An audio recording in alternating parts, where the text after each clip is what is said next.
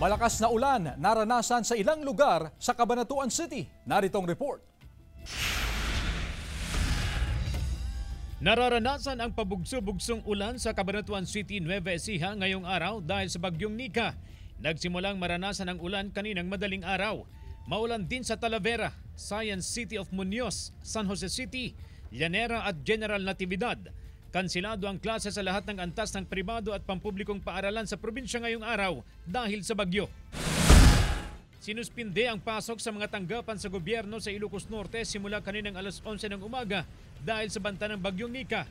Nauna nang nag-anunsyo ng class suspension sa elementary at high school kahapon, pero kaninang umaga sinuspinde na rin ang klase sa kolehiyo. Nag-aalerto ang PDRRMO sa banta ng bagyo. Naghahanda ng lokal na pamahalaan ng Ilocos Sur sa banta ng bagyong Nika.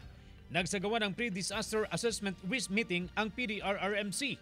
Naabisuhan na ang mga nakatira sa coastal barangays na maging alerto sa paparating na bagyo. Sinuspende na ng pamahalaang panlalawigan ng klase at trabaho sa private at public bukas, November 12 dahil sa bagyong Nika. CJ Torida, One North, Central Luzon.